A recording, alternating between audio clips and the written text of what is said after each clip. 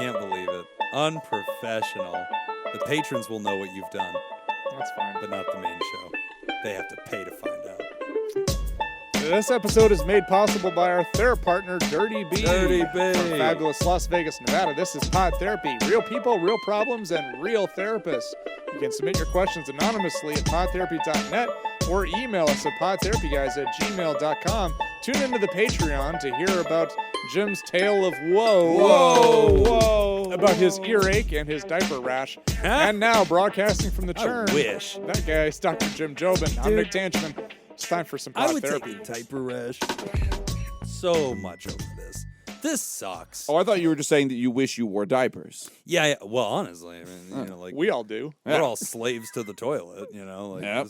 other people living better than us. Yeah, this thing drives me crazy, man. And so, like, I don't know. So that sucks. But I did buy a car this weekend. So I landed on a Mazda CX-9. You ever seen this? Both are furiously Pulling this Googling. up right now. A Mazda CX-9 is like a mid-size SUV. So I like it because it has the highest safety ratings in that class, which is great. CX-9. Yep. So I got it for safety ratings, but Leasing? yeah, good vehicle. That one's going pretty well. Jim's a leaser. I am a leaser. For people who are new to the show. Yep. So that one's pretty good. And my Subaru is going to be retired because the lease is ending, so I'm selling that thing off. But, dude, I spent... Holy shit, the articles that come up when you search for CX-9 are crazy. Yeah, weird safety violations. Causes ear infections. I knew it! First, it causes a cough. Take it back. Yep. No, then it goes back in. So I ended up doing fine. President's Day sale, you know, so I was able to get a little bit of a taste. But, dude, it's crazy. So you go to one Mazda dealership that, if you'd like to know which one, patreon.com/therapy, I've cursed them very clearly in the Patreon. No one cares. Yeah. You go to this place. Dude, it was such a joke. I get there. I heard him say it and it still didn't click. These people were idiots. So, like, I've been to every dealership. I was at Volkswagen. I've been at Ford. I've been to every damn place. Toyota. I've spent 2 months, like, every weekend going to a different dealership. Subaru, to everybody. I've test-driven everything. It's taken me forever to find a decent. Awful. It is awful. It's a huge waste of time. I hate it. I hate it all. Because then you have to haggle and all this nonsense. I dislike all of this. So I get to this particular Mazda dealership, okay? And this place, you get in there and they're like, great, what do you want? I'm like, oh, CX-9. Like, great. So they do the thing where they keep switching the person you're talking to. Mm-hmm. So I start by talking to this woman and we're talking and she's like, okay, what number do I have to give you to say yes to this car? And I'm like... 3. Yeah, exactly. Like, do you want it in, like, 0? Like, you know, I was like, go get me the best price on the car and we'll talk. Like, and she's like, great, you know, how much do you want to do down? And it's like, I've been taught by the car people in my life, don't do that. Don't give them anything. Tell them I want the best price on the car and just keep working. Or if you want to negotiate, you negotiate the price of the car. You don't negotiate, like, down payment. Once they start getting or monthly trades payment. and all this other crap, they'll screw you, right? So they now do this thing, this pressure thing, where they draw a little signature line on a piece of paper. Oh, I love that. Yeah, and they go, will you sign here indicating that you agree that if we can find the right number today, you're going to buy this car? And I'm like, yeah, I'm not here to, like, date it. You know, like, I'm not here to, like, just test drive around, like, waste my Saturday. I'm obviously here to buy a car. And she's like, well, I don't want you to walk out of here and buy another car if we got you the right deal.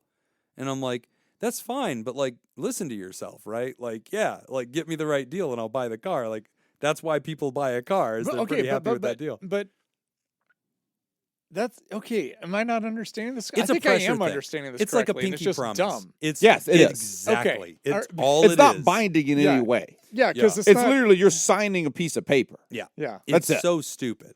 So you're not she signing a walks away. contract. You're signing a sheet of printer paper. Yeah, and it's not even saying, like, what the number is. Correct. Yeah. It's just saying if we come up with No, it's the stupid. number we agree on. Yeah, it's just dumb. Your instinct that saying it's stupid is correct. Yeah.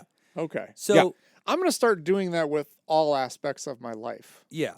Like, Laura, if I can get you, if we can agree on a place to eat dinner tonight. Right. Yeah. Well, I want you to sign this. Sign this. Saying that we'll go. You'll We go agree eat we're dinner. going. Yeah. Oh, okay. By the way, I almost got her to go on the date. Oh, the crazy date? Yeah. Oh, I know no. we're out of Patreon. No, you But need to. I almost got her to do it. There are listeners of the show actively conspiring to think about going. So it's just really funny because there was a lot of people in the Discord being like, all right, what would it... So there's also a discussion in Discord of how much money would they have to give the three of us to go do it. Oh. And I honestly, I don't know. Very little.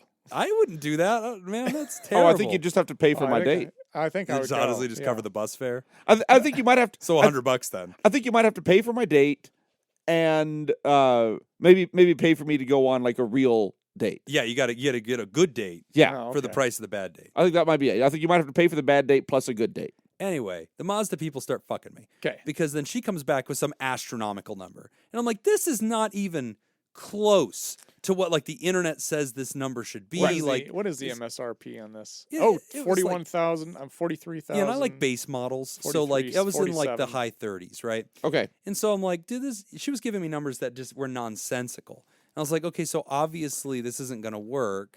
So no. And she's like, okay, well, can I interest you in this other car? And I'm like, no, as I told you, the reason I'm talking to you about a CX-9 is because it is the only car in its class that has the safety rating that I want. Right. And she's like, no, this other car is very safe too. And I was like, no, I mean, according to the International Highway Safety Organization. Look at all these knives in the dashboard. Yeah.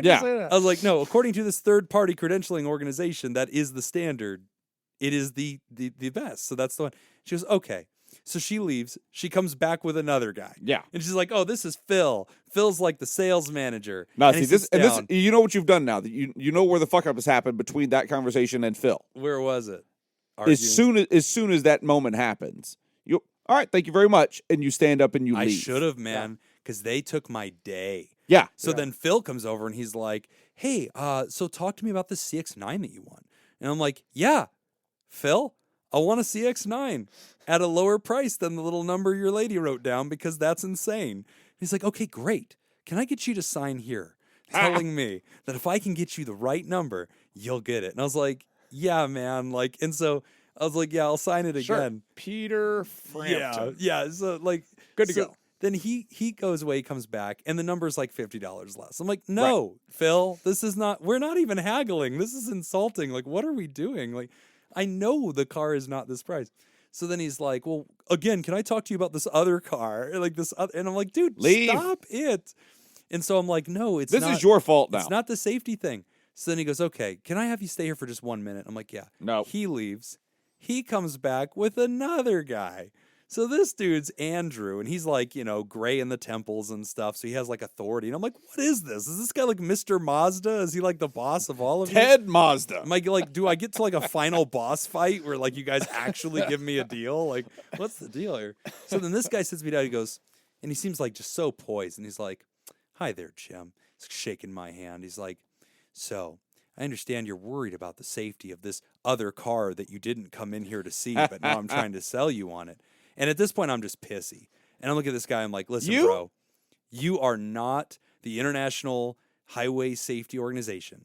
Unless you are about to tell me that you're the president of that and that your website is lying to me about the safety rating of this car, there's nothing you are going to say that's going to convince me. And at that point, I pull out my phone, I show him the rating on the website. He's like, yeah, it would definitely seem like it doesn't pass the safety ratings that you're looking for. And I'm like, yeah, imagine fucking that. He's like, let's talk about the CX-9. Can I get you to sign right here to tell me that if you and I can hit a deal, you're going to, he goes, what number do you want? So I finally just give him a number. I'm like, this number. And he's like, ooh, I can't do that number. I was like, great. Go talk to your little desk daddy and come back and tell me how close to that number you can get. He comes back and he goes, and I shit you not, he goes, listen, I think I can get you that number. I'm like, all right. He's like, if you buy 2 CX-9s, I think I can get you 2 CX-9s for this price. But I can't get one of them for that price. I can drive one during the week and one on weekends. So it's because while we were talking, he had said like, oh, what are you shopping to replace? And I was like, well, I have 2 vehicles. I'm going to replace both of them. But right now the lease is up on one of them. And so I want the CX-9 to replace this one. So then he's now thinking like, oh, shit, this guy's about to shop twice. Maybe I can double up. So this idiot's trying to get me to buy 2 of the same car. And I'm looking at him like, you are fucking dumb. And he's like, well, they won't be the same color. And I'm like, That's when you should have been like, why the fuck not, Phil? They Why won't be not, the same Phil? color. Was he afraid that you weren't going to be able to tell them apart? That's why I object. I was like, you are an idiot. So then I'm like, look. Maybe I want them to be the same color. Yeah. At that point, I'm like, look, I got to go. I've got my little girl here with me. She's hungry. We've been You wasting had our your time kid here. with you during I all did. this? It's on a weekend, man. Oh, so I'm this like, is I gotta crazy, Jim. leave. And he's like, whoa. I would rather have an ear infection than do this. Oh, you don't even know. Yeah. So he's like, look, Jim, can I get you to sit for just one more minute? No. I will be right back. No. I think I can make this work. And I'm like, fucking finally. I'm like, all right, man. Yeah, if you get, and I get out his little, and at this point, I grab his paper and I draw my own line. And underneath it, I write, give me this price and I will buy it right now. Here's what you should have done. Swipe my card. Here's what you should have done. When they ask you, can you sign this piece of paper? You should, absolutely. No, before you go, can you sign this piece of paper? This piece of paper saying you're not going to dick around and waste my day. So then he gets up. He's gone for a minute, man. And I'm like, this is a lot. And my kid's like, hey, Daddy, I'm hungry. I'm like, I know, babe. We're going to get out of here. Guy finally comes over. He's got a notepad. How sweet is that burger going to taste at the passenger seat of a CX-9, Or baby? the other CX-9. in one of two CX-9s. Yeah. Baby, I'm about to buy you a I'll sit in CX-9. one, you sit in one. CX-9s for everyone. We're getting a family set of CX-9s. He sits down. He flips open this little like notepad. Jim, like from Blue's Oprah, Clues. Jobin. Like just flips it backwards. You get a CX-9. And he goes, you get a CX-9. Pulls out his pen and just like with a flash, he pulls it out. And I'm like, where's the fucking offer sheet? Like, why are you holding this little like hand notepad? Right. And he looks at me and goes, all right, Jim, what do you want for lunch? We're buying. I'm like, I'm not going to eat fucking lunch in a dealership with my little girl. Right. You asshole. What are we doing? He's like, I'll get you sushi. I'll get you chicken, whatever you want. I'm like, bro, you are under a very deeply flawed impression that A, I even fucking like you, and B, that I'm going to have lunch with my daughter. We're not hanging out. In this fucking dealership because you've told your boss that maybe I might buy 2 CX-9s, which you pulled out of your ass. Like, it's the dumbest thing. So I storm out. I'm like, fuck this. Fuck you. Terrible. That was a week ago. And then this Saturday, whenever I went to a different Mazda dealership, and that was a dream. That was so easy. I called them. I was like, do you have any CX-9s? They're like, yeah. I'm like, can you pencil me a deal on the CX-9 and just give me an honest price? The guy's like, yeah, okay. First price Over the was phone. the one I wanted from the other place that they wouldn't even put in writing. Over the phone. Emailed it to me. Nice. Emailed it to me. First pencil is right where I want it. $300 a month less than what they were coming up with. Oh my God. Insane. And less down. And I was like, dude, this is nuts. So then I call them. I'm like, hey, is this for real? They're like, yeah. And I was like, great. Can I come down tomorrow on President's Day weekend? Come check us out. Like, yeah. I get down there. Car's ready for me. Test drive it. Everything looks great. I sit down. They go, so Jim, you want to make this work? And I go, it's President's Day weekend. Can you look at this number again and give me a President's Day deal on it? And he goes, yeah, fuck it. Let me go talk to my GM. He comes back. He's like, sure, man, I'll take $50 off. I was like, we're done. We're done here, sir. Take my card, sign it up. Yeah. Let's go. Fuck you, other Mazda. And then you were like, what about my second CX-9? What about my second, you idiot? You didn't know I was going to get You 2 didn't of even them. offer me a second I'm going to look at CX-9. you, moron. So anyway, I like the CX-9. It's very nice. Good. It's the family car, though. I don't get to drive it. So. I did a couple of minutes of car shopping this week. Okay. Don't go to because that Mazda, though. I'm not going to say them on the main show. I don't know why I would. Yeah. Because I'm not shopping for a Mazda. All right, but well, we're Can I interest you in my second CX-9? I do need to offload this, and I'm selling it for a song, man. I really need to get out from under these payments. It's really tough. But I had not your tale of woe. Whoa. But a similar just moment of frustration. Uh-huh. But then I was done. And I was looking at the dealership website to see what their inventory was, and we're looking at possibly getting an electric car. Oh, cool. That's what we're looking into. Cool. Electric vehicle. And so I'm looking at the website, and they don't have the prices for the electric vehicles that I want on the website. And it says like call for pricing. I'm not gonna fucking call them. Yeah. But they have a chat feature Oh, okay. on the website where you chat with a live person. Used many of those. And so I click into that. What's the price on this? And what are you looking at? Or let me confirm that you're looking at that I'm looking at the right thing. And so they send me another link to the page that I'm already on. And yep, that's the one that I'm looking at. Great. And she goes, well, you have to call in to get that price. And I said, I just responded with, well, is it not the MSRP? Right. That's what it should be, right? Right. And turn your microphone back on, Jim. Yeah, thank you. But yeah, it was like it should just be the MSRP, right? And she kept not answering. And so I finally said, look, is this one of those things where the dealership knows that people like these cars, and so there's a dealership markup on the vehicle that is not coming from the the regional markup? I kept getting that this whole time. There's the regional markup, and then there's and then like specific dealerships will do markups as well. Okay. And so I asked, like, is that what's happening here? And she kind of hemmed and hawed. And I was like, great. I'm not interested in paying above MSRP. Bye. Yeah. And then she tried to like do all this stuff to be like, baby. let me get your phone number and we'll call you. I was like, absolutely not. You're not getting you're not getting my phone number or email. You're not blowing up my fucking inbox or calling me. And I have so many emails. Like, nope, that's just not happening. Bye. And I just clicked out of it. And I was done. I made that mistake so many times on so many websites, TrueCar. All I have is just an inbox filled with car people trying to get at me. That's why you got to create a burner account. I know. NickTangman@gmail.com. You know what? That's a great idea. I'm sure I don't own that one. Yeah, I'm sure it's available. Some other Nick Tangeman can deal with that shit. Anyway, I got a new car and an ear infection, so I had a great weekend. You shouldn't have coughed. Yeah. No, maybe the car caused the ear infection. One of our listeners is going to be an audiologist or something, or an ENT, and they're going to write in and be like, hey, Jim's right. Okay, I welcome that. That will if not any happen. of you listeners are an audiologist or an ENT or some other kind of physician that can speak to how the eustachian tube can get clogged, first go to patreon.com/therapy and put some of your sweet-ass doctor money in the kitty. And then listen to the Patreon of this episode. And then you write it at PodTherapyGuys@gmail.com and you confirm my theory and then also give me free medical advice and tell me what I should do. Also, I'm very demanding of you. But I appreciate your time. Thank you. PodTherapyGuys@gmail.com. All right, we have questions today. That's all the time we have this week. We filled it up, didn't we? All right, I'm going to try to read these until my voice goes, and it'll be fine.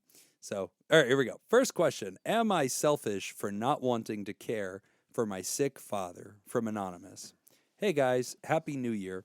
I've been listening to the show ever since I started my social work education and am so close to finishing my master's. This show has been an integral part of my routine and gives me a space to think critically about problems future clients may face and my own problems. Aside from the adoration and appreciation, I have a question I would like to get some feedback on. Warning, it's a heavy one. I come from a very estranged, abusive childhood family dynamic and have done years of therapy to work through those challenges and build skill sets to survive. My father was never really in the picture due to a myriad of reasons, but in my late teens, I ended up connecting with my father and having a rough relationship. There was lots of mental and emotional abuse, as well as substance abuse on his part, so I worked with my therapist to learn how to set very clear boundaries to help keep him in my life. Things weren't easy, but we've managed to make a very distant but kind relationship work, which normally consists of lunch every few months and a few Facebook memes shared. In the last year, however, dementia and physical illnesses have started to become a very real reality for him, and he has no other relationships outside of me. It's to the point daily functions are declining. He's made comments about needing me to take care of him, and I'm really struggling with this concept and responsibility. One part of me says this is my dad, and I should help. It's my duty. The other side of me says, duty. The other side of me says, this is more like a friend, and I had to care for myself, so I don't owe him anything. I've already spent years getting healthy from our toxic relationship. I don't want to be in close proximity and get hurt or pedal backwards emotionally. I also struggle with feeling selfish that I want to use this time in my life to work on my future and establishing myself instead of caring for him in his later years. How do I navigate this change in his life? Am I horrible for not wanting to be a caregiver and focus on myself? And how do I deal with the guilt? Thanks so much for your time, Anonymous. No, that's not why you're horrible. You're horrible for so many reasons. Yeah, good reasons. Not this reason. This is a good question. And I think, for me, I think the biggest factor here is just the fact that I think it'd be a lot different if you grew up close to him. You know, like if you had a really good relationship growing up, you'd probably feel that emotional connection and that bond and would probably want to help and want to be more involved.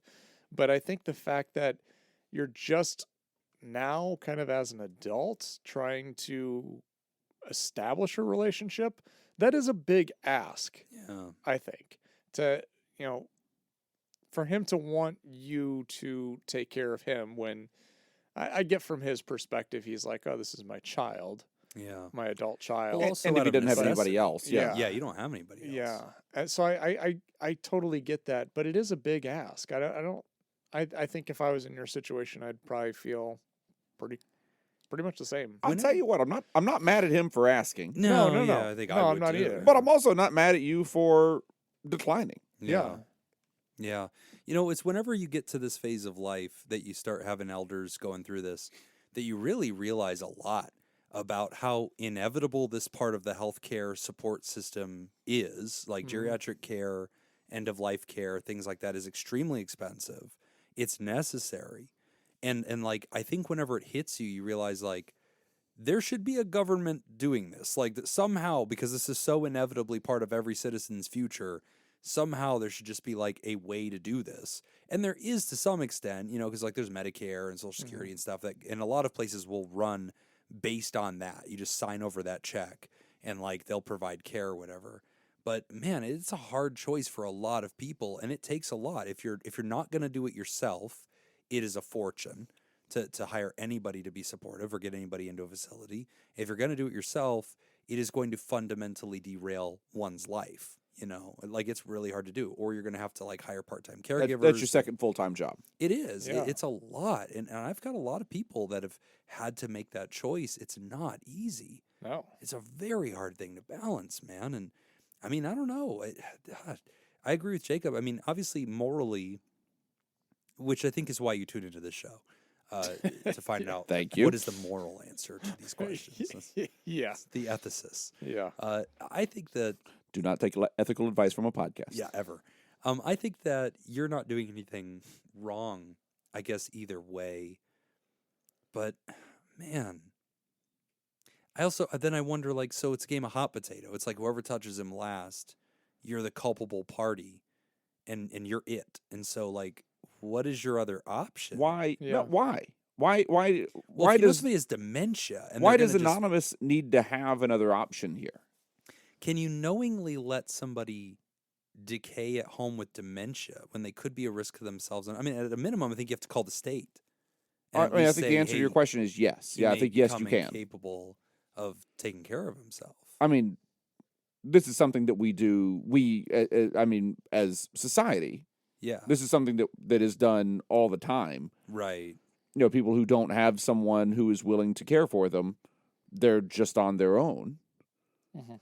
And it's sad. I mean, it's tragic. Yeah. I'm not saying this is a good thing or a pleasant thing, but I don't think it's not Anonymous's job to do this. Well, obviously, Anonymous feels conflicted about it. Yeah. Like, I don't hear Anonymous saying like, "I hate him. I can't wait for him Right. to die." Or Anonymous saying like, "Look, I've worked really hard to repair this. Mhm. I'm inwardly conflicted." And I think that we could easily just say, "Hey, don't worry about him. Live your life." But like, does that honor the other side of this, where somebody's like genuinely saying, "I don't want to do that though. Like, I don't want to let this person just Does it throw him to matter? the wind."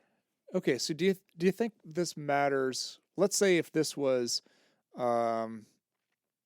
a family member, but like an uncle, okay, that you didn't really grow up with, Mhm. that you wasn't really around, but later on in life you realized you had this uncle and you started kind of building a relationship, versus the exact same thing except it's your father. I guess I just kind of feel like some of this just has to do with well, I guess I should because he's my dad. Right. And not really based off of any kind of actual relationship. Just the But obligation. Just the DNA. Just more out of what, like, a societal expectation Right. than anything else. DNA dictates that you take care of this person. Yeah. And this is something that I've talked about on the show before, is like in one of the adult treatment programs that I worked at for substance use, we had a lot of women that were trying to reconnect with family members. And, you know, a lot of these women had a long history of trauma and child abuse and all of this. And there was a really strong idea or belief system like, well, I can't say that to them, or I need to be respectful because they're my parent. But that was it. It's like, yeah, but they also abused you, like, and they neglected you, and you were raised by somebody else because they weren't around. Obligation. And so it's like, no, at some point you are an adult, and people need to earn a place in your life. Right. No one just gets a free pass. Right. Just because they gave birth to you, you know. And I guess that's kind of where I think some of this guilt comes from. And but on the other hand, like, I get it. Like, you're not wrong for feeling that guilt. Yeah. If I was in that situation, I'd feel that same way too. And this is a really tough situation. I think you kind of have to look at that from that perspective. Like, okay, well, yes, this is my father, but in a way, this is also just, you know, an extended family member that I'm trying to reconnect with. Right. So you bring up a good point about, like, the definition of it. Another factor in this that Anonymous doesn't bring up, but I'm just going to throw it out there because I do think it's relevant to a lot of listeners. Culture really, really can matter. In this kind of situation. Mm-hmm. Yeah. And I've had lots of folks over the years, especially if they come from Eastern cultures, you know, from the Philippines and China, and they'll tell me, like, you know, well, here's a situation I'm facing where these elders in our family, like, need to be cared for. And I had one patient who was working 2 full-time jobs, and it was just nonstop. And he was, you know, unable to pursue relationships, and he was unable to really do anything. And, like, this dude was working like 80 full hours a week. And here we are talking, and a lot of what we're talking about is like stress and poor self-care. And I'm starting to, like, try to advocate, and I'm like, buddy, we need to talk about, like, whether that's worth it for you. And the only reason he was working 2 full-time jobs was because his elderly parents were retired, and the expectation in their culture was that the children will now take care of them. And he was the eldest son, and so it was like, do your part, you know. And so and I was like, well, is there any way that you could talk to them about boundaries? And it's like those words just were meaningless. It was like laughing them out of my hand, like, no. And I was like, well, is there any way you could not work 2 jobs? No, that is not an option. Like, that will not happen. So I don't hear Anonymous bring that up, but as we circle the question and consider it from all angles, I know there's a lot of people that is a big factor in stuff like this. There's an expectation. The retirement plan is the kid, you know, and that's tough because there's a lot of families that didn't earn that. But this father sounds like gave up the rights to that retirement plan. It's a good question. If you don't contribute to Social Security, you don't get that check after you turn 65. That's a good point. How much raising me do you have to do to have been vested? I feel like some. Access to the support I feel like there's a real answer to that. And the answer is at least, you know, a reasonable amount. Well, and I think there's other people that would hear this question and think, look, I relate to Anonymous and I like my parent. You know, but I don't want to be destroyed financially and throw away my future and dreams to have to care for them. And the entire national system is broken, so, like, it can't be balanced on me. Like, and so, you know, we end up in these huge, you know, problematic things. But gosh, Anonymous, I mean, it's got a lot of layers to it. I mean, I appreciate that you've reconciled, right? Because, like, we're not seeing Father at his worst right now toward you. You know, there is a relationship. There has been reconnection. You value that. It matters. I would wonder if there are some half measures that we can take, if there's some steps towards solution that aren't you taking sole responsibility, but maybe quarterbacking and finding him resources.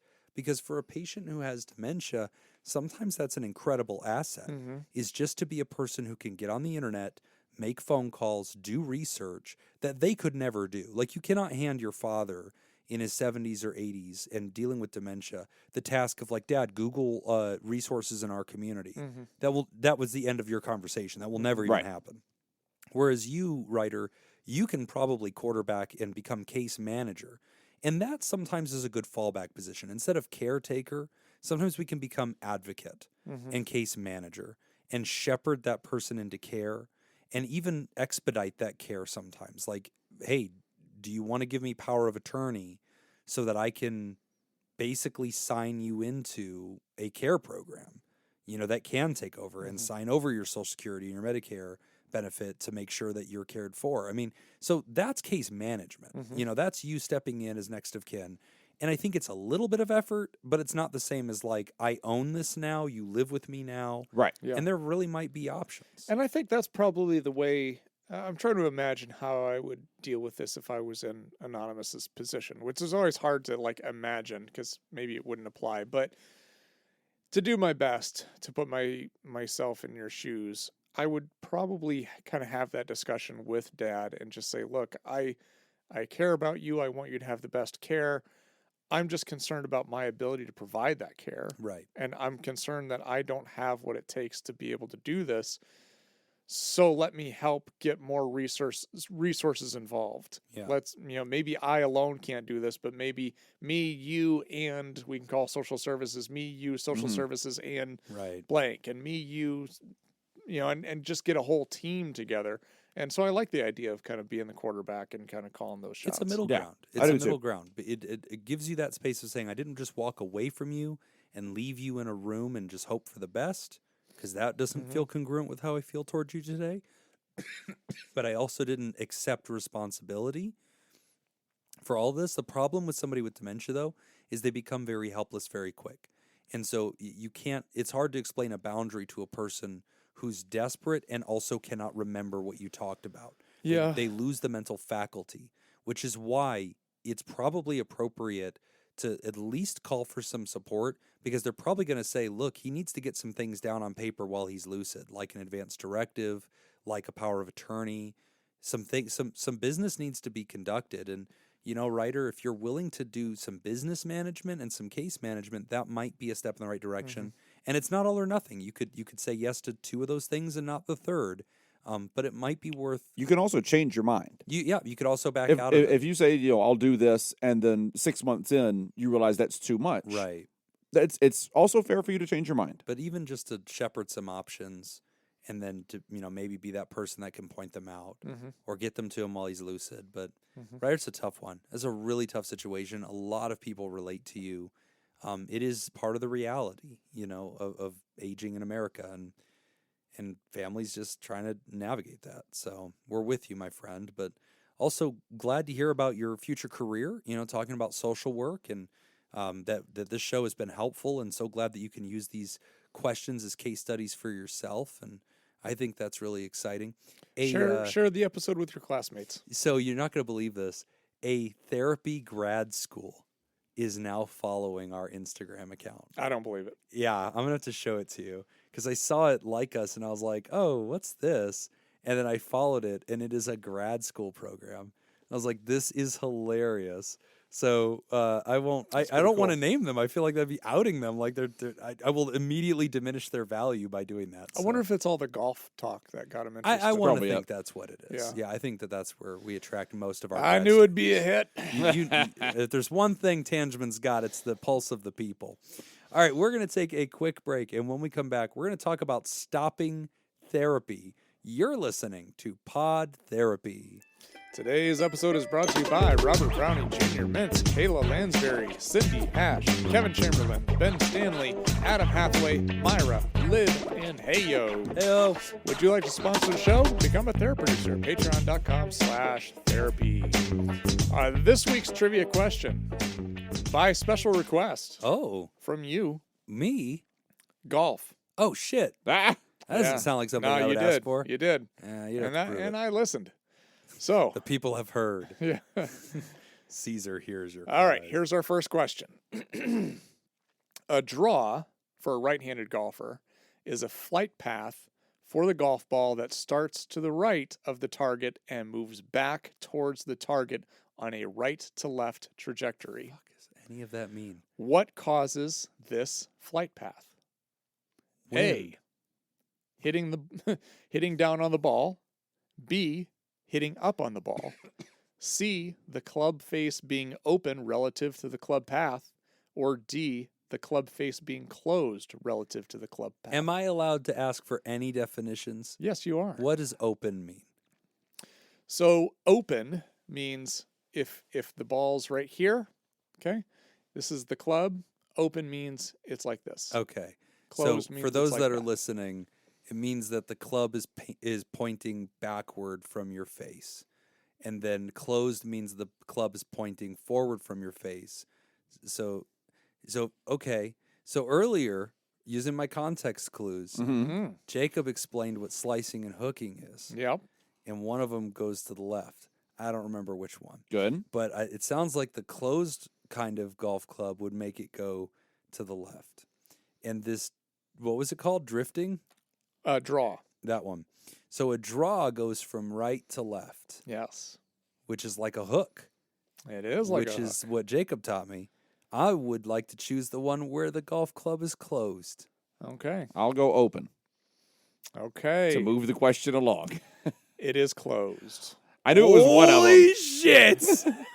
Holy shit! Did I just Slumdog Millionaire that thing? You did. I got it! Was I right? Like, is all my logic check out? Was that the Yeah, correct way to yeah. think about it? Yeah. Holy shit. Dude, I didn't know what 90% of those words meant. I know, yeah. Damn. Wow, you're fucking Sherlock Holmes over here, dude. Just deducing it. This is fantastic. Wow. Damn.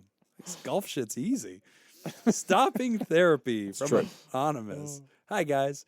First of all, I also listened to the ADHD deep dive, and I like Jim. I just like Jacob and Nick better. Fair. Now, I want to stop because I know this is going to keep you up all night. Uh-huh. You'll be thinking about this for the rest of the night. Yeah, I know. I'm already ready to quit the show. Keep in mind, Yeah. he said he doesn't say that he likes myself and Jacob. No. He likes us better. Yeah. It's a relative So- term. That could be anything. Better than So- Pop-Tarts. Yeah. Yeah, better than Aquafina. Getting kicked in the face is better. I like than you guys getting better than kicked in the that. crotch. That's true. Yeah, okay. All right. So- Yeah, so these so- are all degrees of increment. Who Exactly. knows what that means? All right, fine. Thank you, Nick. Thank You're you for welcome. bringing me back. Yeah. All right, I wanted to ask you how... So Ryder doesn't like Jim. That's okay. Thank you, Jacob. Thank you for pushing me away. I wanted to ask you how someone... I wanted to ask you how someone knows it's time to stop going to therapy. Is that a thing you're even supposed to do? Should I stay in therapy for the rest of my life? I've been doing therapy for something like a decade now. I feel I've made immense progress, and I'm not a much stronger person. Okay. I'm also taking Lexapro for a collection of symptoms that might be summed up as depression and anxiety. In the past months, I've been doing quite well, and I feel like I can achieve most of what I get from therapy through positive self-talk and conversations with close friends. I've been going to couples counseling with my partner and have 2 therapy sessions in one day, as we do. And 2 therapy sessions in one day can be exhausting. I also wouldn't mind having more free time and disposable income. This shit is expensive. I think it might be time to take an extended break from therapy, but I'm really not sure what indicators I should be looking for to inform my decision. I've also had thoughts of trying to come off my medication someday, slowly and with my doctor's guidance, and I assume I'd like to have a therapist around for that as well. Always great to hear your voices. Thank you for all you do. Please keep doing it anonymous. All right, fine. I'll keep doing it anonymous, despite your best efforts to destroy the show. All right. So my go-to answer for this is always looking back, and I know that this isn't always relevant to a lot of mental health, and I wish it was relevant, more relevant to mental health, is the use of a treatment plan. Yeah, those are helpful. When you're done with therapy is when you've reached your treatment goals. And sometimes it can be difficult because a lot of therapists don't use treatment plans, and then therefore it is much more difficult to really assess, okay, it's like running a race without there being a finish line. like, when do you stop? I guess when you just get tired, you don't feel like doing it anymore, and it just kind of feels like, okay, well, that was kind of weird. Right. It's kind of a weird way to end things, which is why I always like the treatment plan, because then it's like, okay, we know objectively when we're done because we have seen progress in these areas as measured by or as evidenced by blank, and you've got some particular landmarks that you've passed that tell you that you've made progress. So that's number one. I guess the question, though, that I have is relevant to the statement you said, I feel I've made immense progress and I'm not a much stronger person. So kinda, yeah. So that was felt like maybe a contradiction there. Yeah. Like, kind of like you were celebrating, but then saying not that much. But you're not much of a stronger person. So I guess one thing I would ask then is, if you do decide to stick with therapy, I would ask you, what does it mean to be a stronger person? Because it sounds like something hasn't been achieved that you want to be achieved. Right. So maybe that would be the thing that you would look at. What does that actually mean to be a stronger person? Is that something you can accomplish through therapy? And if so, if you choose to stay in therapy, let's put that on the treatment plan. Otherwise, I mean, if you feel like, all the other points you're making, I think, are really solid points. If you feel like a lot of the stuff that you're doing with positive self-talk has been very helpful, you've established some close relationships with some close friends, and that's been very helpful. You're, staying on the medication, and that's been very helpful. I think maybe you can have a conversation with your therapist about kind of wrapping things up. Yeah, I think it's always okay to ask these questions. And I think a lot of people, especially if they've, been through some stuff or they've had anxiety, sometimes they're afraid to let go of therapy. And I think a couple of things. First off, it's not an all or nothing gambit, okay? It's very rare that you can't just resume therapy. So like I tell my patients, like, look, I'm here for you. Like, I've got patients that I've had for years. That doesn't mean I'm seeing them all the time. It just means that when life gets to a place where they need to come in, they do. And we don't start from scratch. I know them. I work with them. I've known their story all along. So you can always pick up where you left off. And so a really great conversation to have with your therapist is just saying, hey, look, I feel like I've at a great place. What do you think? What are your thoughts? Like, I'm always a big fan of asking that. Most therapists are there's a big debate among therapists about this. I thought all therapists thought one way until I saw some stuff on the internet, which is surprising me more and more these days. Most therapists are inclined toward allowing you to graduate therapy. We're generally fine with it. And then there's other therapists that are, if we have a bias, it's toward whatever you want. Like if you want to stay, you can stay or go. And those are both fine positions. Those are both very natural. A lot of that has to do with the development of the practice. If the practice is an insurance-based practice, they're moving you toward discharge because the insurance expects that. Mm-hmm. If they're a non-insurance-based practice, they're kind of a lot more malleable with what seems to be right for you at any given time. But almost any therapist you talk to, if you say, look, I feel like I've made progress, can you kind of give me a report card on where you think we're at, what we started with, where we're at today, and what your thoughts are on me either scaling this down or taking, a sabbatical from therapy and returning if needed. And that's it. If you phrase it that way, any therapist I know would say, okay, great, let's talk about that. And look, we're not, some people like occasionally tease us like, oh, you guys are just always going to keep us in the chair forever. I don't know a therapist in America who's not busy. Okay. Like, and I tell people that, like, every once in a while I get some sassy patient who like tries to make a joke. Ooh, like that. Sassy. They get sassy. And so, I'm really, and you say, oh, you sassy. Girl, you sassy. I'm almost never salty to patients, like just as a golden rule. Sass them back? I'm not really. I'm always pretty chipper and pleasant to a patient, always, just because that's my theological disposition toward them, or psychological disposition. But like, it does like occasionally bring out a little bit of salt whenever they say something like that. Because I've had a couple of people be like, oh, well, you tell me whatever it takes to keep me coming back. Because they'd ask me something like that. Like, hey, how often do you think I should come? And in this particular case, I'd said, well, in your condition, like, I think we should probably get going weekly. Like, I think it'd be helpful. Like, oh, okay, but is that your real clinical answer? Or is that just what you say? That way you stay busy. And I sometimes I get a little sassy and I'm like, no, man, like my calendar books up regardless. You are one session. Like, And there are lots of other therapists. You are welcome to a second opinion.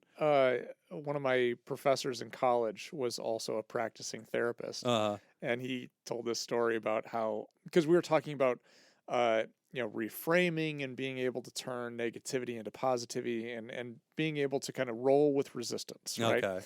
And so one of the examples he was talking about was he had a client that was an attorney, and was very upset with him and just kind of had that attitude and was just kind of like, I come in here every week and I'm paying you Right. $75 an hour, and for I'm not like, this is for what? I'm kind of wasting my money here, and so he's like, so I just rolled with the resistance, and he's like, I said, hey, look, I understand you're paying $75 an hour. Not only that, but when you're here, you're not working, so you're also missing out on the $200 an hour that you bill. And so he's just kind of jabbing him a little bit back. Little touch. In other words, Nick got a little sassy. A little sassy. So yeah, I mean, I think honestly, you could talk about scaling it down. You could talk about weaning. I would entrust that with your therapist. And then, trust yourself too. And just know it's not a binary decision. You can always say, look, I'm going to focus my therapeutic work right now on my relationship. And then I'm going to come to therapy on an as-needed basis over here. I think that's fine, especially if there's been symptom reduction and you feel stable. Therapy is fine with that. Some people choose to stick with us forever. That's fine. But that's not necessary. And a lot of therapists will phase people out. Yeah, absolutely. So if you were doing weekly sessions, it'd be like, all right, let's go every 2 weeks for a month. Yeah, very typical. And then we'll see how it goes. And then maybe we'll just check in once a month for a couple months. And then we'll be done. This is also one of the reasons that, and again, my practice does not work for everybody. I know that, you only get, if you're not listening to a whole bunch of other therapy podcasts hosted by real therapists, Nick and I might be the only ones you know. And so that can give you a very unique view of what therapy looks like. And that's unfortunate. So I don't want to showcase my practice, be like, this is what we're all doing. Like, no, it's not. It's what Jim does. And I'm very unusual in every way. But like, my calendar system is completely client decided. So like, I do not take a client and say, okay, you're my every Monday at 5 p.m. And that's pretty typical, actually. Therapists will do that way they can have some balance in their lives. They know what their calendar looks like. I don't. I just have an open window every week, and people can grab whatever they want. They can see a month into the future. And part of the reason I do that is so and I tell them during their intake, look, this is a completely on-demand practice. I will give you a clinical recommendation of how often I'd like to see you. You have no obligations to me. This is not like some gym membership that you're tied into. Like, no, you come as you want. If you stop coming and then you pop in a month or 2 months, that is fine. You haven't betrayed this work. Everything's okay. As long as you're safe, we're in a good spot. Because I want people to feel, that's my way of saying, kind of giving people freedom to ebb and flow with their treatment, especially if they're doing fine, they don't come in. It's like, I don't know, I just haven't had anxiety lately, so I just haven't even bothered to call you. Great. Steady as she goes. You think that's okay? Absolutely. Steady as she goes. Well, am I done something wrong? Not at all. So I think that's helpful. So yeah, man, I think you should be having more anxiety. You should be having more anxiety. I do want to amend one little note on the record, though, because you've brought this up before, that in substance abuse treatment plan governs everything we do, top to bottom. And it's also, I think, so visible in part because substance abuse treatment often has a multidisciplinary team that is working in it, and so there's a shared blueprint, to tell us all what we should be focused on. But there's this, I think that one of the things you had said in there was a lot of mental health therapists aren't doing that. It's actually gotten a lot better. And I think a lot of the reason why is because a lot of the EHRs, because electronic health records. A lot of therapists went from pen and paper to the electronics. And just in my career, I've watched that happen. When I was a student and I was training, nobody taught us what a treatment plan was. Right. Every location I trained at, it was pen and paper. We had manila folders for files. You had a progress note, and then you had an intake packet that the client filled out themselves, and that was it. And if you were a solution-focused therapist, you were taught to ask about goals in the beginning, but otherwise I don't think anybody ever did. And so all of my training, and then through my evolution, I learned about a lot of charting and stuff and substance abuse where we were very formally trained on it. You and I'm pointing to you. And then... Thank you. Yeah, Jacob. And then when I got, back into private practice and stuff, I had started with pen and paper, but it really became more common in the field, even at little outpatient levels, to have access to electronic health records, which used to only be something that big companies could afford. But because of that proliferation of the technology, it's now a lot more systematized to have correct intake setups, treatment plans, progress notes, because it's formalized in there and it's done correctly. And insurances are, I think, regulating the field in that way too. It's very important. Yeah. I agree with you that it's getting better. It's still not where it needs to be, even for substance use. Okay, yeah. Because, and I think that's the thing. But again, like, we're talking about, like, is it being used? Yes. Is it being used in a way that's actually using it as a therapeutic tool? Sure. Yeah, good point. No. Yeah, a lot of people are just stamping words on paper to get it done. Yeah, and it's kind of like, okay, we have to do this paperwork. Okay, it's done. Now we'll set it aside and never look at it again. Yeah, that's a good point. That's a good point. Yeah, it's not always driving treatment, which that's a really good point. By the way, quick PSA for all you students, interns, and colleagues out there. If you are doing therapy right now as a practitioner and you're not in the habit of designing a treatment plan with client-stated goals, often signed by the client, double check your state laws, because many states have it written in their code that you need to have that. And so, but at a minimum, by the way, your ethical codes require it. So, yeah, and if you have questions about that, you can refer to what car dealers do. Yes, when they just make you sign a piece of paper saying he's that not even wrong. I believe it's exactly the same thing. That is, sign here and tell me that if we can get to this, you're going to go forward. I believe you're describing the exact same thing. If we can eliminate your anxiety, you're going to leave therapy. Yeah. That's what this is. Therapists are used car dealers. That's 100% of what we do. You are a great question asker, and, glad to hear that you've had success and that you're continuing to use therapy in other areas of your life. I hope that you do. I don't have much commentary on the part about medicines because it sounds like that's between you and your doctor. It's just on your radar. You mentioned it'd be nice to have a therapist around when you do that. Again, when you do that, if you notice increase of symptoms, totally fine to go resume therapy, right? And that's the beauty of this work, is that it can be resumed in different chapters of your life. And I've done that with many patients. So congratulations on your success. And we steer you back to your therapist, hopefully with the words you need to have a productive conversation about what comes next. If you'd like to pause this therapy, that's fine.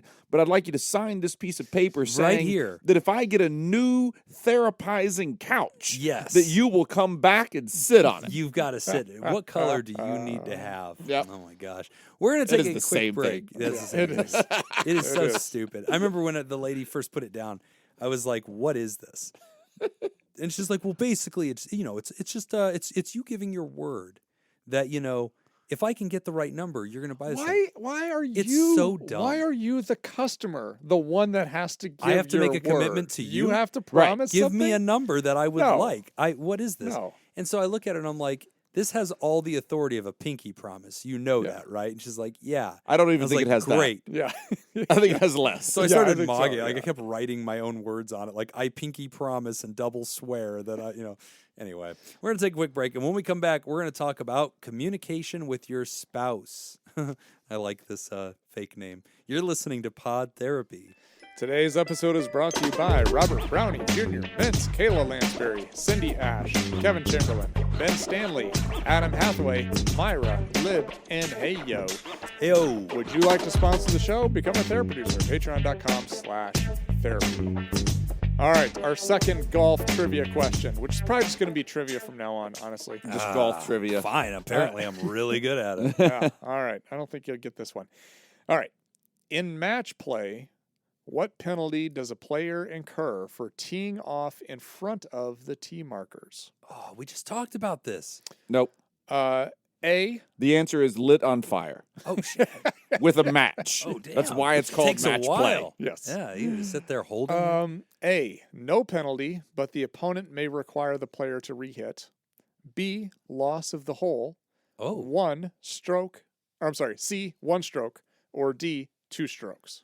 What'd they do wrong? They hit the ball from in front of the thing? Yep, in front of the tee markers. You have a marker, and you hit the ball. You line up with that marker, and you hit the ball with the from there. Okay. And so if you're lining up in front of it, you you're gaining an advantage. Oh, okay. All right. I believe B. What's B? Loss of the hole. Damn. You can't play the hole anymore? I don't know the answer to this, but that's what I'm guessing. So, That's a big-ass Jim, penalty. match play It's like a tournament? is different than stroke play. Yeah, it is.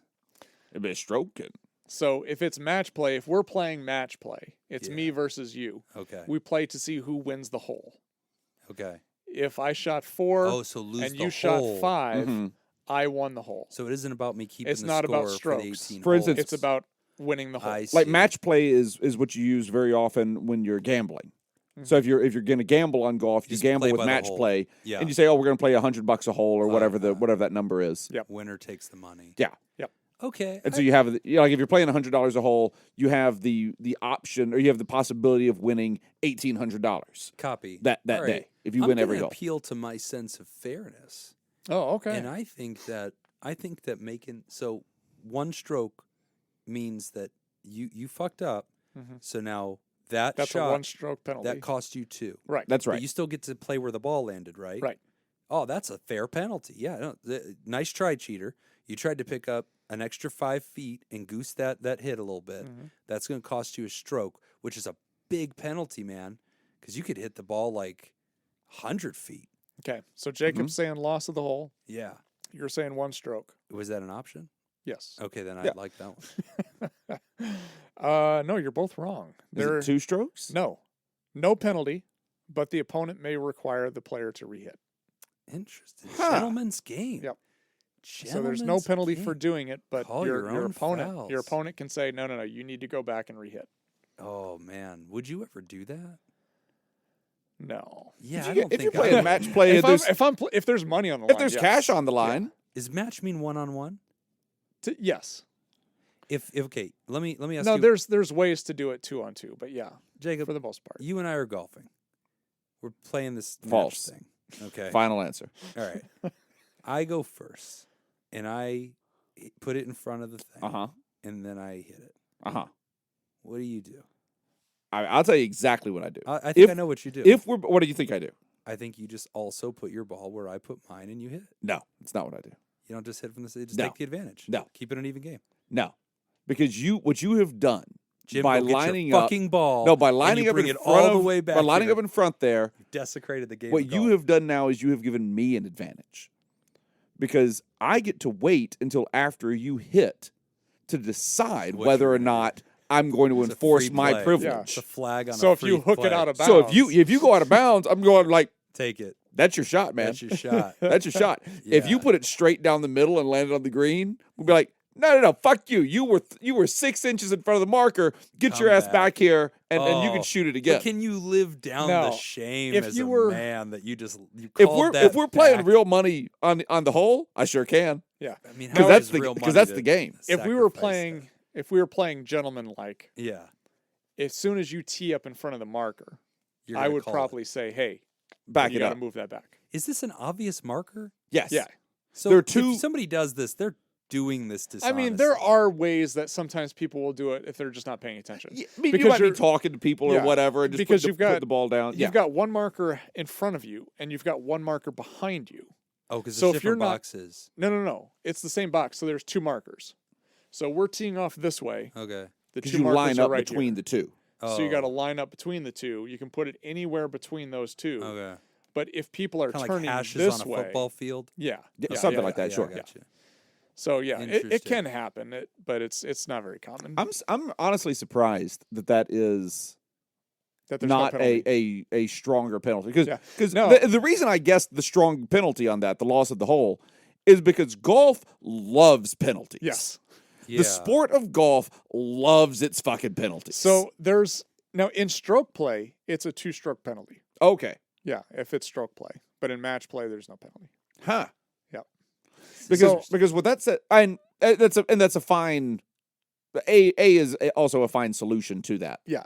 So Because I knew it wasn't either of the strokes, because in match play that means that I can just take my ball and go up to the very front of whatever tee box I'm in Oh, and and buy say that like stroke. if it's a stroke penalty, yeah. well, if I can just move 20 feet closer, Yeah. You might do it. I might just take the stroke. Oh, okay. Now, but you're right. Golf loves penalties. So when Yeah. the tournament I was playing this weekend, I hit a ball. It went a little bit right. It wasn't crazy right, but it landed in a spot where there was like a big hill, Mm-hmm. and so it was kind of like grass, the rough, and then there was desert, and then a bunch of landscaping. It landed up at the top and it rolled down. But Yeah.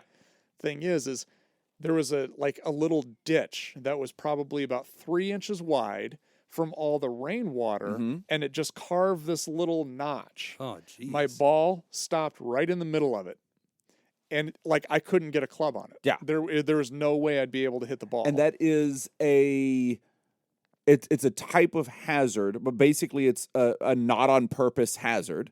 And if you land in a not on purpose hazard, or whatever the fuck they call it in golf, you get a free drop. No, You don't? no, unless it's declared that it's under under construction, or under if they've declared that this is being rebuilt or they're working on it, then you get a free drop. Or if it's man-made, you get a free drop. Right. I do that. Yeah. Like if there's like a crazy divot that another Yeah. player left and No, a didn't divot fill in. doesn't count. Divot doesn't count? No. What? If you land in a divot, you have to play it out of the divot. Yes. But if it was irrigation, Golf kind of hates if players. it was Is it just me? Oh no, Like, it's super frustrating because it was a fine shot. I just landed, it was bad luck. So like I had to take a stroke. I had to take a penalty. I had to pick my ball up, I had Yeah. to drop it, and I had to take a penalty. I found out today that if there is a cart path that is inbounds on the hole, and if you land on the cart path, that you get a drop off of a free drop off of the cart path. Yeah, you get relief. I didn't know that. Yep, same as if your ball stops on a sprinkler head. Yeah. You get to move that. huh. But I would have thought like sprinkler head, because that's like a sprinkler head on a golf course is not set up to be a hazard. It's Right. not set up like a bunker, Right. like yeah, a sand They trap just or don't something. want you to hit their sprinkler head with your club. Right. They're just protecting No, investments. of course. But also like there are things that are set up on a golf course to make it more difficult. Okay. Like, Like they alligators. designed that cart path to go through that way. Right. Right. Yeah. So you'd. Right. And like there's a plus to that as well. Like your ball is going to roll easier on the cart path. Yeah. So if you happen to hit the cart path just right, it might be an advantage. Yeah. But you still get you don't get the disadvantage of then having to like hit it off of concrete or something and fuck up your club. But I thought that if it was basically like an accidental hazard. Act of God.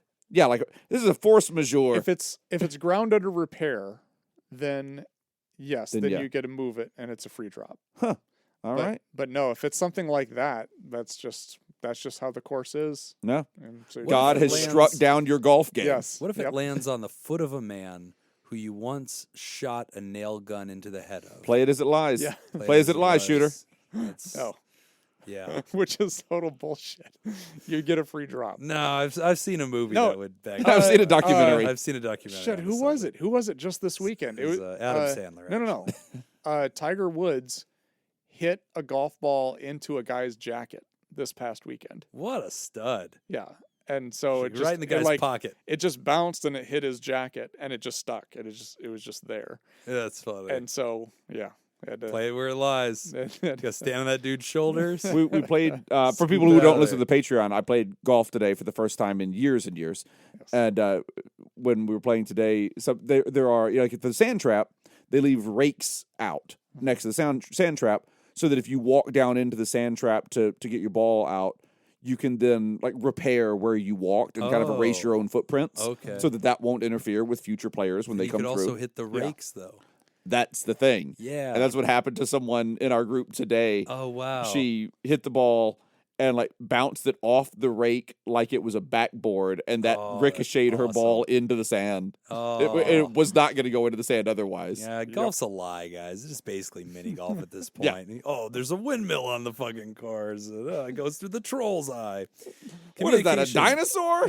Hit it up its tail. Play it where it lies. Communication with Spouse by Anita Understanding. That's a great name. Hello, Nick, Jim, and Jacob. My question is about communication with my spouse.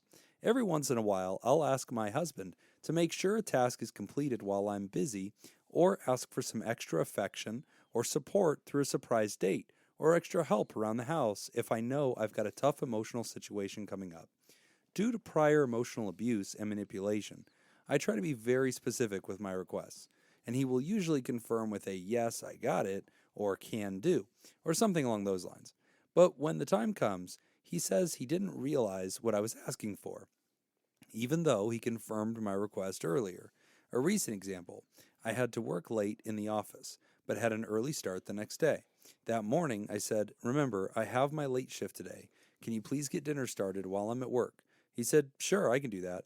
But when I got home, nothing was started, and he said he didn't get that from my request, even though I feel I was explicit about it. When this type of situation occurs, he regularly says he didn't fully understand my request. While this isn't an extremely excessive issue, it still happens often enough to hurt my feelings, and it's starting to impact my trust, especially since I already often struggle to ask for help when I need it. Do you have any communication techniques we can use to ensure information is adequately relayed by me and received and confirmed by him? He originally thought I should ask him to repeat what I said earlier after every request to ensure he fully grasps it. That's funny. That's very close to what I was already thinking. There it is. But quickly realized how that would make him feel patronized and belittled. And when I look online, many of the resources are for work-related communication and don't really work for our situation. It's not like we primarily talk through email. Thank you for all that you do. You three have been immensely helpful to my life, and I'm forever grateful I found your podcast. Well, thank you. Sincerely, Anita Understanding, pronouns she or any. Okay. Okay, Annie. I thought I had a good response to this until you gave the example. Because the example, can you please get dinner started while I'm at work? I didn't understand what you Seems meant. pretty. Boy. I don't know. Listen, You can dude. Clear that up. Listen, hubby. You're making the franchise look bad, bro. No, What are you doing? I think what was happening is there was something happening on TV. I think there was easily. something. Of course. No, this is definitely like Yeah. 3rd and 4 Yeah. during a football game. No. Can He's you- the victim. Can you get dinner? Yeah. Can you get dinner ready? Yeah, yeah, sure, whatever. Yeah. That's Something- exactly what Something happened. was definitely happening at Certainly. that Yeah. Certainly. time. So yeah, I guess I do agree also with the patronizing part about like making someone repeat everything, because that does sound like a good example, Right. until you have to do it, Right. and then it does get a little annoying. But sometimes there is some communication issues where sometimes we hint at stuff without actually saying what we want. This just happened yesterday. I was at the gym. I was doing some personal training. Laura wanted, like privately? huh?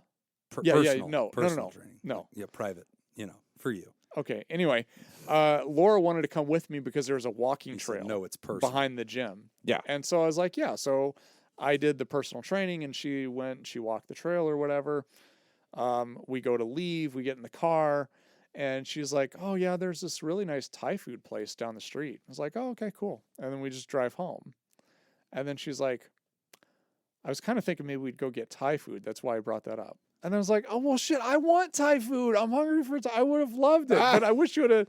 But Wish you had said, let's go get Thai food. Get Thai That food. she just observing so, that like, there's a nice yeah. Thai food place. I was like, "Oh, cool." That's nice. Hey, there's a red light up there. Yeah. Cool. In fairness to everyone in this scenario, I do this all the time.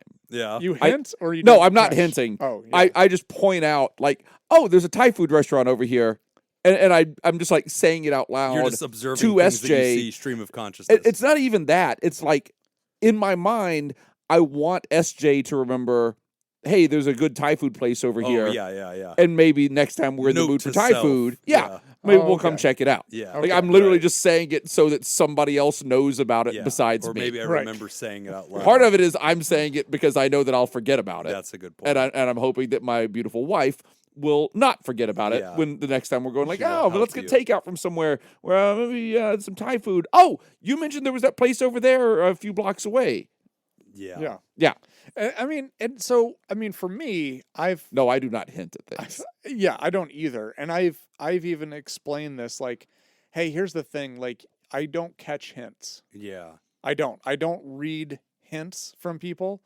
And so if you want something, you directly need to tell me. Yeah. Otherwise, I'm completely oblivious. Right. And so I've kind of had to like explain this over several years to people. Like, yeah, just don't hint at stuff. Just tell me. So the writer talks about, so obviously I do all this too, and I have kids, and they're at an age now where this is my battle because I've done this to everybody in my family my whole life. You hint at things? It's me. You're a hinter. I'm the guy that didn't do what you told me to do. Oh, Yeah. okay. So like, okay. yeah, on the way out the door, it's like, hey, would you mind knocking out those dishes? Like, of course, it's not even a problem. And then like 3 days later, it's like, what the fuck's up with these dishes? And I'm like, yeah, what is the fuck up with these dishes? Like, somebody gonna do this? Do you shit? genuinely forget? Yeah, no, just oblivious. Yeah, yeah. And so like when I hear it, I'm like, got you. Like, and that's what I relate. I will wash those dishes. I relate to the husband because like, yeah, I get orders here, and I'm like, yeah, and like I heard it. I absolutely captured Do you that comprehend thought. it? Yes. Or is it more like your brain just goes, okay, say yes to this One thing? of two things happens. Sometimes I wasn't really listening. I was thinking about something else. Yes. But He doesn't have his headphones He on. doesn't. no. That Oh, was is he perfect. playing something? Yeah, it was, It's no, too late. not It's too late. anymore. Oh, damn it. You missed it. All right, Yep. whatever. Now I got my headphones back on. They hurt. Now I'm taking it back off. I don't care. So No, I like doing sound effects without you knowing what they are. it's probably for the best, honestly. So I will oh, it's something vibrating. Okay. Yeah, either A, I'll be absent-minded but listening. Okay. And so like I'll say yes to things or I'll hear things and I'll mentally feel like I know what the subject of that was, but what I screw up is that there was a detail, you know, like, hey, you got to Yeah. take this kid to this place at this time. Like, okay. And like, I'm like, yeah, soccer. And like, I don't really think about it again, or I'll figure I can think about it later. The second way that I fail this is when I hear it, I'm like, yes, got it. Okay. Noted. Bye. You know, like, okay. And then they walk out of the room and then I turn around and then Ooh, I'm squirrel. like, yes. And then I'm like, oh, what's the weather going to be? And like, just anything else comes into my head and that thought is deleted. Yeah. Which is why I am dependent on technology. Like to-do lists, reminders. I have developed a drill in my life that when somebody asks me to do something, I immediately pull out my phone because it's in my pocket anyway, and we look at it every 5 seconds. I immediately pull out my phone and I just tell it, set a reminder for day, time to do this thing. And like that way I don't have to hold space anymore. I'm not a bad guy for being flighty. It always reminds me. So that's a big help for me. The home assistants, Yes. like the Amazon Echoes, the Google Plays, and all those things, the Huge Apple help. Home things. Huge. You can absolutely just get one of those and set reminders with those. Shared calendars. Shared calendars are great. Really great for I families. mean, we've been kind of backing up the husband here. I'm going to back up Anita a little bit here Yeah. and say, I understand the dinner example. I think that dinner example, I get that. Yeah. Because there are days that I will just have, crazy schedule. Mhm. I'll have, I'm just, starting in the early morning and going through and my day usually ends around midnight. My work day usually ends around midnight. And there are days that my whole day fills up either with, multiple podcasts, shows on the strip at night. Maybe I'm building something, who knows, but my days can be filled up. So there have been days where my wife and I have talked and she says, well, what time are you going to get home to have a meal? Or are you just going to eat out today? What are you doing? And I'll say, I'm going to be home at 3 p.m. and I've got like a 45-minute window in there that I can eat. So if you'd like to make lunch, if you can have lunch ready at 3 o'clock. Right. That is it. I have this many minutes.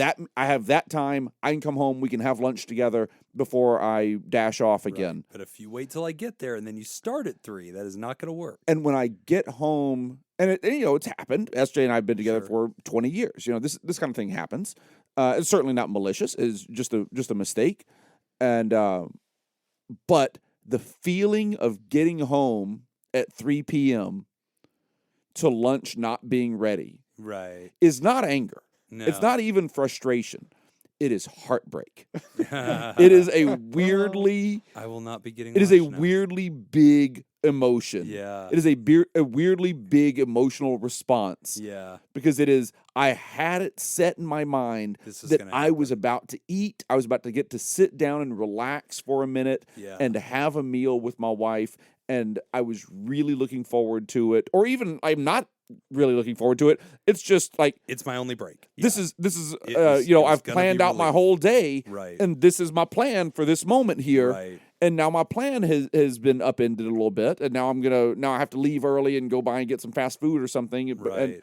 And I'm not going to enjoy that as much, and it is in my mind, and I'm saying this about me, not about you, Anita.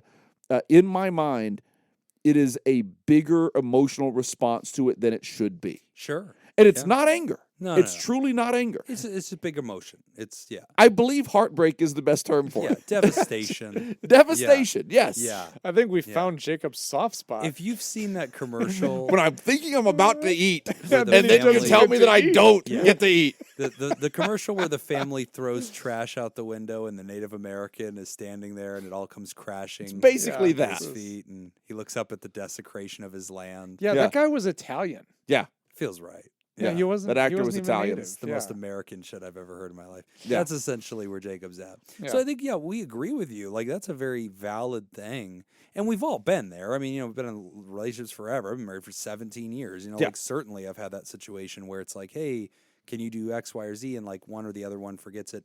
But especially now that, my children are growing up, because, like, especially the older one is in middle school, I'll give him tasks all the time. Mm-hmm. And, like, I'll be working or whatever, and he'll be home from school or something like that. And I'll be like, hey, man, you can go ahead and play your video games. Like, you're cool, but I do want you to do the following. I'll be like, here's 5 chores that I need you to do today. And I'm like, okay, cool. I'm like, and don't forget, like, we have Boy Scouts or whatever at this time, or like something's going on. So you got to get the stuff done. Like, okay, yeah, cool, Dad. Okay. Like, remember, right?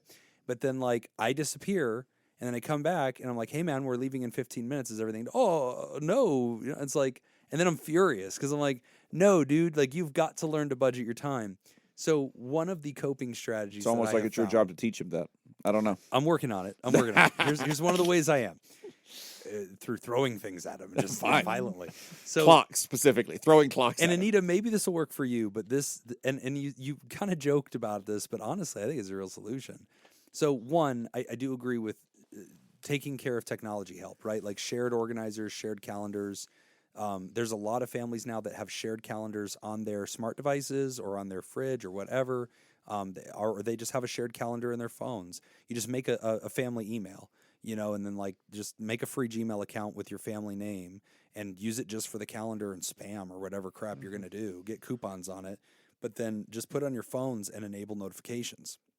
And then whenever you create something, an event, your significant other will get an alert that says, hey, don't forget to do this or whatever. And that's very simple to do. And they can do it for themselves, as Jim does. Jim has learned to do this for myself. Nobody has to create reminder events for me. I'm just very deliberate about doing it. When somebody tells me to do something, I pull out my phone and do it. But the other thing I've done, whenever I give other people instructions, so that I don't experience the devastating heartbreak. Yes, that thank Jacob you. Thank you for alluded recognizing it. Yeah, I wrote a poem about it earlier. I text, and I'm very comfortable with that. And I'm even comfortable with setting reminder texts.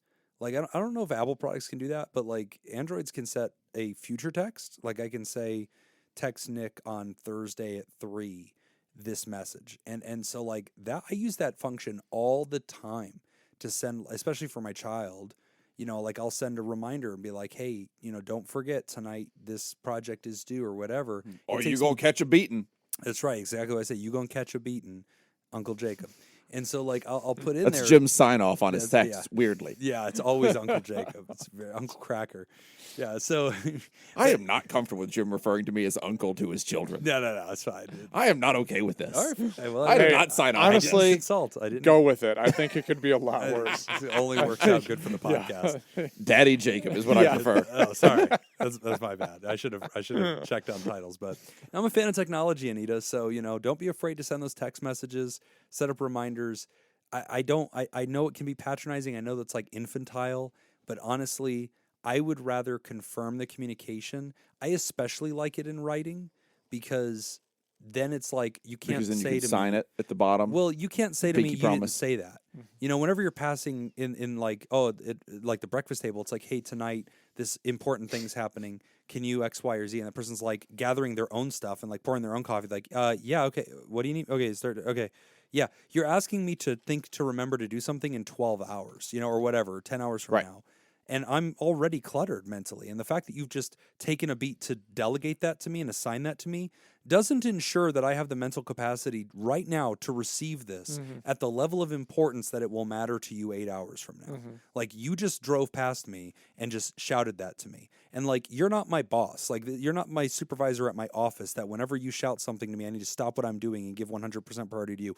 I'm doing 10 other things too right now. So because I don't like the potential for lost messaging in that, I'm a big fan of the text that says, hey, I'm going to shoot you a text about this, but, you know, I'm working late. It'd be great if you could have dinner. Okay, cool. And then, like, while you're getting in your car, you're thinking about it. In the time it took you to think about it and say it, you could let them know, hey, I'm going to text you a reminder, but I'd like that tonight. Okay, cool. That way they don't have to think about it anymore because they're going to get something in writing. And then they can refer back to that, which honestly I like, because then it's not like, oh, I didn't know it was going to be 5. I thought you were going to be home at 7 tonight. Like, no, it's in text. That's what I was about to say too. And the cool thing is, we know that they're already talking about it because there's the stuff in the letter about how, you know, originally he thought that you should just have him repeat himself or repeat back what you just said. Right. So we know that you're already having conversations about this, which is great. But one thing that you can absolutely do, instead of having him just repeat and just parrot back to you what you said, which I understand what you mean, that seems like it might be, it could go down that path to feeling patronizing, which is fair. But what he can absolutely do is be encouraged to ask a follow-up question. So, you know, please get dinner started before I get home. That's great. What time are you going to be home? Anything in particular you'd like to eat? Any of those types of things. Like, what would you like to eat? What time are you going to be home? What time do you want to have dinner? What time do you want to be sitting down to eat? I like the idea of any of these follow-up questions, because that is, now you've created a thread. You've created a thread, and you're having a conversation about it, which that's going to stick in your mind a little bit better than just going like, "Yep, will do." Yep. So I mean, any of those types of things. Honestly, I need that. I liked, and I really don't hate the idea if you can get past it feeling patronizing. I really don't dislike the idea of doing the Miss America style answer. Yeah. Which is like, could you have dinner ready for me at 5 o'clock? Yes, I can have dinner ready for you at 5 o'clock. Yeah, repeat with the just put the question into the answer. I will still forget. Like, I need the text, and I've told family members do all of that. this. Like, I have situations where any given family member will be asking me for something, and I'll say, send me a text asking me for that. Yeah. The last thing I would say with this, and I think this is really important in any relationship, is to understand when your partner's prime receiving information time is. Good and point. when they're weak in that area. They're rolled over in bed, and now you're telling them, like, hey, don't forget, tomorrow's really important. Like, you can never tell me anything in bed because I know you always shut the door and lock it. Why is this always locked? Let me in. Yeah, because I fall asleep very quickly, and so if you say anything to me, it's already gone. Right. Also, like, I know, like, if Laura is studying or she's, you know, busy working or she's focused on something, now is not the time. Or if she's on a date with someone else. Yeah, that's a bad. She doesn't like to be interrupted at that. Yeah, at all. She wants to forget about me for some reason. I don't know. But anyway, like, what I'll do then is I'll send a text message. Right. Even though I may be, you know, in the room with her. Right. Because then it's just there. She can look at it once has focus and is able to actually, you know, kind of read that. So yeah, technology is helpful in that sense. But I know when is a good time and when isn't, you know, not a good time. Or I'm a big fan of the writing, man. Because there's been times that, like, a family member will ask me to remember something or do something, and I'll just think, like, you know, like, so there's been times when I'm kind of pissed. Because it's like, hey, you're throwing this at me, and, like, it's going to be important or whatever, but, like, you're throwing it at me at the wrong time, and now you're, like, trying to command my executive function at a time when I'm not used to using it, you know, or it's doing other things. Like, all the RAM is taken in Jim's brain. Like, it's running 5 side processes right now and, like, trying to, you know, do all this other crap. You can't do this. So I love texts and emails because, well, not emails so much, but like send me a text because then, and when I get it, I will immediately use my calendar and like my little phone reminds me to do every damn thing. You know, like I set reminders for everything. I don't know how I lived without this. Like, because it knows if I walk into Walmart and then it will chirp and be like, hey man, don't forget paper towels. Like, thank you, phone. Because I like set a reminder to do that like all the time. I have reminders to talk to you guys about things today that are like, that are chirping right now because I've put tracking chips in both of your feet. And so whenever I get anywhere near you, my phone goes, hey, Nick's nearby. Now's a great time to ask him about that thing. Or at least his feet are. Yeah, well, it's my lucky Nick's foot. Yeah. Great question, Anita. Hopefully our banter was helpful. And yeah, don't be afraid to text, man. That's the golden answer. As we wrap up the show, everybody, we want to remind you that if you sign up at patreon.com/therapy, you can get the extended show ad-free a day early, as well as enjoy our live chat Discord community and our weekly deep dives, interviews, skill shares, research roundups, and rants. This week, as this episode aired on Monday, a rant came out with me explaining my views on aliens, why we don't see them in the sky, and why I think that if we don't stop making too much noise, the aliens are going to come kill us. And I learned today that our Pod Therapy Patreon isn't just for therapy stuff. No. So you can expect a lot more golf stories at patreon.com/therapy. That's right. Yeah. Unless you I don't think, want that, honestly, in which case, also fine. I may do that. I may just do Do like after every tournament, I'm just going to do a quick little recap. Honestly. Here's what I learned. Story time. No, Just but story time with there's a Nick. lot of sports psychology stuff that I'm learning that Hey, I think I'm would be. for it. I'm gonna do it. And also, this I'm gonna cannot do be it. the first time you've learned that I've literally posted years ago, like when Trump was getting impeached, I was like jumping on there and being like, Jim's thoughts on Trump's impeachment, like just all this random, like for years, I've thrown out everything I can. So patreon.com/therapy. Yep. Anyway. We want to thank the Patreons who support the show. Did you see the discussion in the Discord where the TheraProducers, like in the TheraProducer boardroom, had like a scandal because they're like, there are more than 16 of us. Yes. And like somebody finally did the math and they're like, why do they keep saying 16? Yeah. And turned in this whole I thing. did see that. Whatever. They'll figure it out.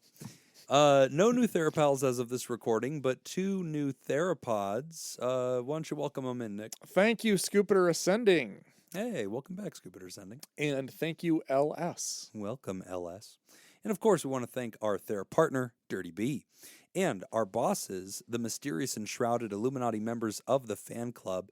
The TheraProducers, thank you, Jake Schneider, Robert Brownie Jr. Mint, Smitty Scoop, Ben Don, Judy Schneider, Kayla Lansbury, Dr. and Mr. Hot Dog Scoop, Malia, Leon Kasab, Cindy Ash, Mason Miller, Richard Macy, Carolyn Albert, Kevin Chamberlain, Tess Miller, Newstick, Sammy Scoop, Ben Stanley Slappin' Ya Face, Polygon, Sarah Smith, Adam Hathaway, Byler T, University Jeff, Mike Helm, Myra, Paris, Samantha Cohn, Darren Cunningham, Lib, Team Monaco, Thunder, Cougar, Falcon, Scoop, Matt and Lisa Tangeman, Heo, Oscar Swanrose, and a Sunny Boy. And if you'd like to hear this episode uncut and unedited, And why wouldn't you? and enjoy our spontaneous side projects, go to patreon.com/therapy. And thank you for supporting mental health. That's all the time we got for this week's session. I want to thank our landlords, Matt Mattingly's Ice Cream Social Podcast, and thanks to those of you who contributed to our show today. We really appreciate it. Remember, pod therapy isn't something to keep all to yourself. Share this episode and tag us in the socials when you do. It's at PodTherapyGuys on Instagram and Twitter, /PodTherapy on Facebook, and don't forget all the extra goodies at patreon.com/therapy. If you want to submit a question to the show, ask anonymously at podtherapy.net or email us at podtherapyguys@gmail.com. I'm Nick I Tangeman. have an ear infection. Thanks, and we'll see you for your appointment next week. This episode's brought to you by azithromycin, my favorite antibiotic. Do you have a favorite antibiotic? Nope. Amoxicillin is dishwater, man. In 2023, the antibiotic resistance thing is a problem, dude. I'll tell you what. I'll take antibiotics. At all? I have taken antibiotics 3 times in my life.